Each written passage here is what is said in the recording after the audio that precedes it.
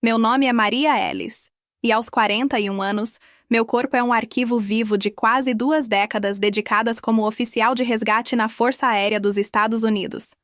Atualmente resido no silêncio árido de Tucson, Arizona, onde a secura do ar ajuda a preservar o que resta da minha estrutura, e as noites oferecem uma trégua para o sono que raramente vem fácil. Eu não costumo verbalizar os detalhes do meu tempo fardada.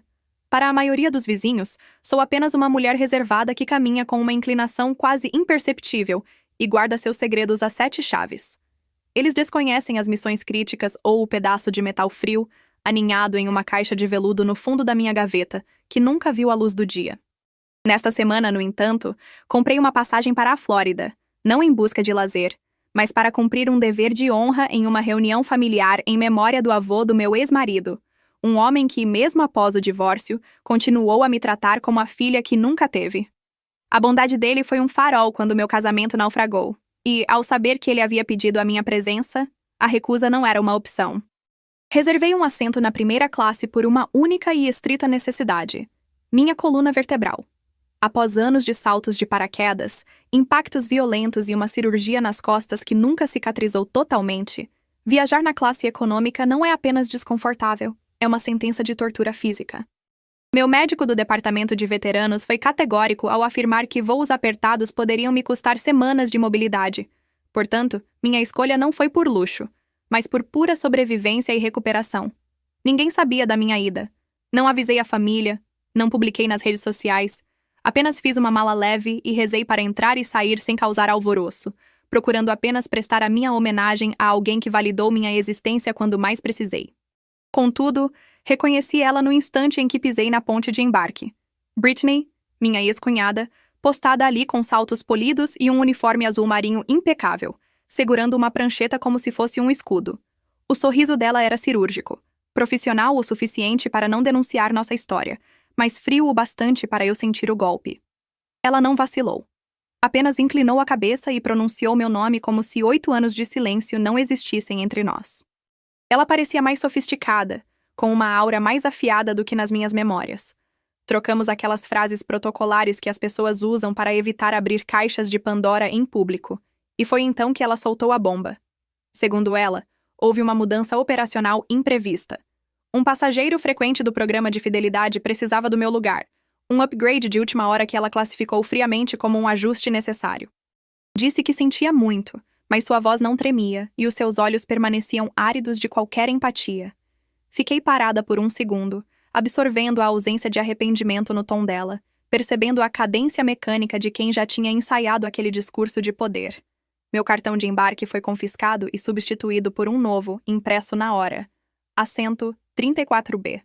Não discuti, não levantei a voz, apenas assenti uma vez e me afastei, pois não tinha nada a provar a ela, muito menos naquele avião. Enquanto caminhava pelo corredor estreito, sentia o peso de cada olhar. Alguns curiosos sobre o motivo de uma mulher de botas e distintivo de veterana estar sendo relegada para o fundo da aeronave. Apertei minha bagagem de mão contra o peito com mais força, consciente de que lá dentro, envolta em um velho lenço de algodão, repousava a estrela de prata que eu nunca mencionei. Aquele símbolo de valor não era para eles verem, nem para ser exibido, mas naquele instante parecia pesar toneladas, como se a fita tivesse ganhado densidade própria.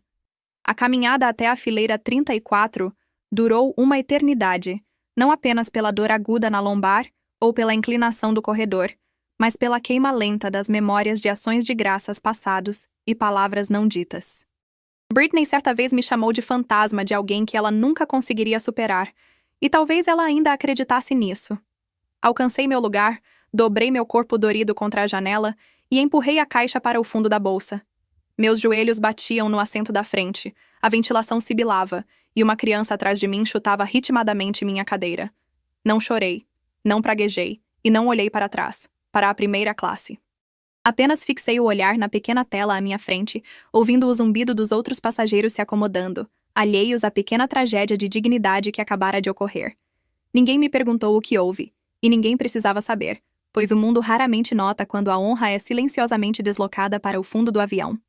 Se esta história tocou algo dentro de você e reconhece o valor do sacrifício silencioso, considere se juntar à nossa comunidade para mais narrativas sobre resiliência e a força oculta do espírito humano. A iluminação da cabine suavizou, banhando o ambiente em uma penumbra morna enquanto o último aviso de embarque ressoava pelos alto-falantes, misturando-se ao murmúrio trivial dos passageiros que se acomodavam, folheando revistas esquecidas nos bolsões e ajustando seus travesseiros de pescoço. Eu havia fechado meus olhos por apenas uma fração de segundo, buscando um breve refúgio, quando a energia dentro da fuselagem mudou drasticamente. Não foi o silêncio habitual que precede a decolagem, mas um vácuo repentino, como se todo o oxigênio tivesse sido sugado do recinto. Conversas cessaram no meio da sílaba. O ruído de zíperes e embalagens desapareceu. E eu abri os olhos no exato instante em que uma figura imponente cruzava a porta da aeronave. O impacto de botas militares contra o piso ecoou com um ritmo deliberado e inconfundível, anunciando uma presença que dispensava apresentações. Ele não proferiu uma palavra, tampouco sorriu. Apenas avançou com uma gravidade que obrigou instintivamente cada pessoa a endireitar a postura. Seu uniforme estava imaculado, cada insígnia e estrela alinhadas com precisão cirúrgica, o cabelo prateado perfeitamente cortado e a mandíbula travada com a rigidez de uma rocha. O brigadeiro-general Marcus Hale não era o tipo de homem que passava despercebido, especialmente agora, marchando pelo corredor de um voo quase lotado, com os olhos varrendo as fileiras com uma intenção silenciosa e predadora. Todos se viraram para assistir, e até mesmo os comissários de bordo congelaram como estátuas. Britney, parada na frente, baixou sua prancheta, os lábios entreabertos em confusão, mas o general não tinha olhos para ela. Seu foco atravessou a cortina divisória, ignorou a primeira classe e a econômica premium, fixando-se como um laser na profundidade da cabine. Ele olhava diretamente para mim.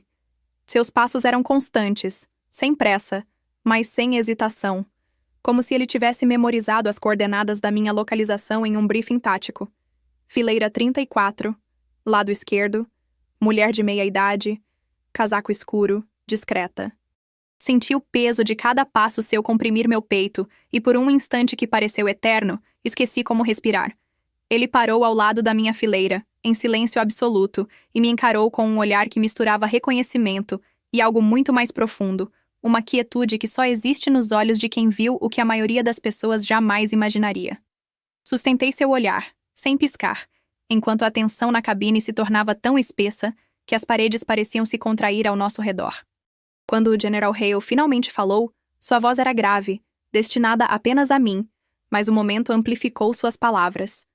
Algo havia mudado na atmosfera, e cada alma a bordo sabia que estava prestes a testemunhar um evento raro. Virando-se para a frente da aeronave, ele projetou a voz com firmeza, num tom que não precisava gritar para comandar autoridade absoluta. Ele declarou a todos que havia uma mulher naquele voo que, no passado, arrastou 3 homens para fora de destroços em chamas de uma aeronave nos arredores de Alepo, e que um daqueles homens era ele mesmo. Apontando para mim, ele pronunciou meu nome, Maria Ellis, e disse que eu jamais pedi agradecimentos ou aceitei os holofotes, afirmando que meu lugar de honra havia sido conquistado muito antes de qualquer companhia aérea distribuir pontos de fidelidade. A cabine permaneceu petrificada, cada cabeça voltada em minha direção. Até mesmo o zumbido dos motores parecia ter diminuído em reverência. Britney parecia ter perdido o chão sob seus pés, pálida e muda. O general então se dirigiu à cabine de comando, falando diretamente com o piloto, e solicitou que o assento 1A fosse imediatamente realocado. Ele avisou que o voo poderia atrasar, mas que ele não sairia do chão até que um erro fosse corrigido. Sem esperar resposta, virou-se para mim e gesticulou para o corredor. Hesitei, com o peito pesado não de vergonha, mas daquela emoção crua que atinge quem aprendeu a viver nas sombras do heroísmo. Levantei-me devagar, com os joelhos rígidos, e ao passar por ele, senti sua mão pousar no meu ombro num cumprimento silencioso. Então, o impensável aconteceu. Ele deslizou para o meu antigo lugar na fileira 34. Suas pernas longas mal cabiam no espaço exíguo, mas ele não reclamou. O avião não explodiu em aplausos, pois o momento exigia algo maior. O silêncio que se seguiu foi ensurdecedor, o tipo de quietude que sinaliza que a humanidade presenciou algo sagrado. Foi uma lição de honra que nos acompanhou até o pouso em Tampa, logo após o pôr do sol, deixando uma marca indelével na memória de todos nós sobre o verdadeiro significado de gratidão e reconhecimento. Firmei os dedos na alça da minha mala e avancei pelo labirinto do terminal, movendo-me com a urgência de quem deseja desaparecer na multidão antes que o interrogatório comece. Mas o anonimato já era uma causa perdida. Sem que eu percebesse, uma câmera indiscreta 2 fileiras atrás havia capturado tudo. A vigilância é sempre a primeira coisa que baixa quando a missão termina. Quando cheguei à esteira de bagagens, meu telefone vibrava contra a perna como um aviso de ataque aéreo. Uma vez, 2, uma sequência incessante. Inicialmente, dispensei como o ruído digital cotidiano, mas ao iluminar a tela, a realidade me atingiu com precisão cirúrgica. Lá estava meu rosto, minha história, exposta em alta definição. O clipe mostrava o General Hale dominando o corredor, sua voz de barítono ecoando, as palavras Estrela de Prata na Síria e a exigência pelo assento 1A. A legenda era simples, mas devastadora. Ela não disse uma palavra. A hashtag nasceu instantaneamente. Honre o silêncio. Em poucas horas, o mundo virtual estava em chamas. Grupos de veteranos compartilhavam, comissários de bordo opinavam, e fantasmas do meu passado surgiam em minha caixa de entrada. A mídia circulava como tubarões, implorando por exclusivas, enquanto blogueiros dissecavam minha vida em ensaios morais. Eu ignorei o ruído, mas a hashtag era onipresente. Honre o silêncio. Não era sobre mim, era sobre cada alma que cumpriu seu dever e partiu sem esperar confete, sobre o trabalho sagrado feito nas sombras. Mensagens chegavam de mulheres que serviram, de homens resgatados dos destroços por anjos anônimos, até de adolescentes que encontravam na estoicidade uma nova forma de rebeldia. Tudo se movia numa velocidade vertiginosa, muito além da minha capacidade de processamento. Eu não vi Britney depois do pouso. Ela não desembarcou com a tripulação. Disseram que ela se escondeu na cozinha ou saiu pela porta de serviço fugindo dos olhares julgadores. Não a procurei. Mas enquanto meu vídeo viralizava, a internet, implacável, desenterrou outro ângulo. Um passageiro atrás da primeira classe filmou o prelúdio. Britney tomando a prancheta, seu tom ácido, a troca do meu cartão de embarque. O vídeo capturou a pergunta incrédula de um estranho que ecoou como um trovão. Você realmente moveu uma veterana condecorada por um upgrade de fidelidade? Aquela frase foi a centelha no barril de pólvora. Os comentários tornaram-se um campo de batalha. A política da empresa foi questionada. Exigiam-se cabeças. O clipe rodava em loop nos noticiários, contrastando o herói silencioso com a mesquinhez burocrática. Eu permaneci quieta, pois o silêncio é minha única defesa. Ironicamente, esse silêncio gritou mais alto que qualquer protesto. 2 dias depois, o telefone tocou às 9 da manhã. O nome na tela fez o tempo parar. Britney. Deixei tocar, pesando a decisão antes de atender. A voz dela tremia, frágil como vidro. Sem preâmbulos, ela mergulhou na confissão. Pediu desculpas, alegando ignorância sobre a medalha e as cicatrizes. Confessou que só conhecia a atmosfera que me cercava, como o ar parecia ficar denso quando eu entrava numa sala, como o respeito gravitava em minha direção e a repelia. Ela admitiu a verdade dolorosa. Não era o uniforme ou o título que a corroía. Era o olhar das pessoas sobre mim, vendo força inabalável. E quando olhavam para ela, ela sentia que viam apenas um rascunho de alguém que nunca se completou. Ela se sentia pequena, a eterna coadjuvante, a cunhada que ficou para trás. Ver-me naquele avião trouxe todo esse veneno à tona. A voz dela quebrou. Eu apenas escutei, permitindo que ela sangrasse suas verdades. Ela não pediu perdão, apenas precisava exorcizar a inveja em voz alta. E eu permiti, porque verbalizar a sombra é o primeiro passo para dissipá-la. Esperei o silêncio se assentar antes de entregar o que carreguei por anos. Disse a ela que a verdade é vital, mas é a ação seguinte que define o caráter. O respeito genuíno não é um troféu que se ganha com atenção, é o resultado de uma vida que não precisa de plateia para ter valor. A redenção não é sobre ser perdoado, é sobre a alquimia de se transformar em alguém novo. Se ela quisesse mudar, a jornada teria que começar agora, no escuro e sem aplausos, pois é na ausência de testemunhas que decidimos quem realmente somos. Não havia qualquer vestígio de raiva na minha voz, nem tampouco orgulho, apenas aquela serenidade absoluta e inabalável que se adquire quando já se testemunhou o suficiente da vida para compreender quais palavras realmente carregam peso e quais são apenas ruído. Antes de encerrarmos a ligação, pronunciei apenas uma última frase, deliberada e firme. Você deve isso a si mesma, e não a mim. Então, permiti que o silêncio preenchesse a linha e fizesse o restante do trabalho pesado. Na maioria das manhãs, cumpro religiosamente o trajeto de 2 quarteirões da minha casa até o centro comunitário, equilibrando uma garrafa térmica de café enquanto minhas chaves, presas ao cinto, tilintam a cada passo.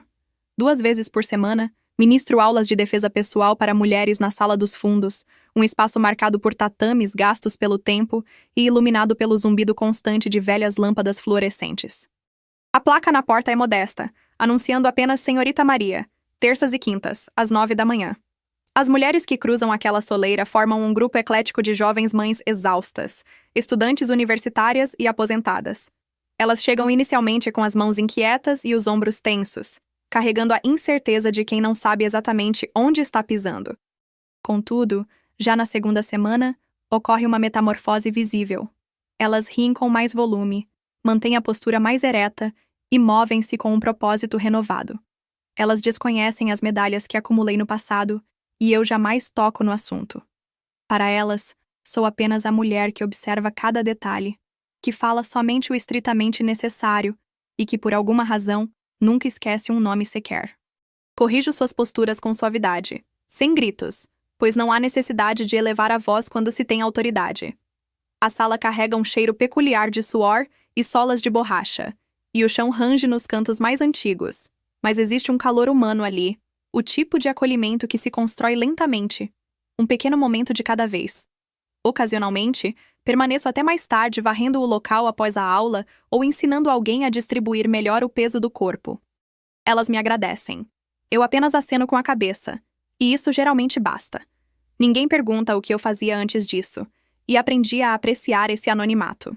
Elas sabem quem sou agora, e isso é tudo o que importa. Na última quinta-feira, meus olhos repousaram sobre uma garota no fundo da sala, que finalmente firmou sua base pela primeira vez sem vacilar. Seus ombros, que costumavam se curvar para dentro em um gesto de proteção, e seus olhos, que sempre varriam o chão, mudaram. Naquela manhã, ela sustentou o olhar de sua parceira de treino, plantou os pés no solo e manteve sua posição com uma solidez inquebrável. Não foi um ato barulhento, nem performático, foi apenas um instante de certeza silenciosa. Algo havia mudado dentro dela, uma chave havia virado, e eu pude sentir a vibração dessa mudança. Ela não sorriu, e não precisava. Ela simplesmente sabia. Ao observá-la, fui transportada de volta àquele voo, ao corredor do avião, ao silêncio e à sensação de permanecer imóvel enquanto o mundo girava caoticamente ao meu redor. Eu não havia falado muito naquele dia, mas aquele momento perdurou mais do que qualquer discurso jamais poderia. Frequentemente somos ensinados a lutar gritando, a nos impor com barulho, a forçar passagem, mas a verdadeira força nem sempre precisa vociferar. Às vezes, ela permanece quieta, aguardando pacientemente a tempestade passar, provando que a quietude é uma fortaleza e que o silêncio, muitas vezes, é a forma mais pura de poder.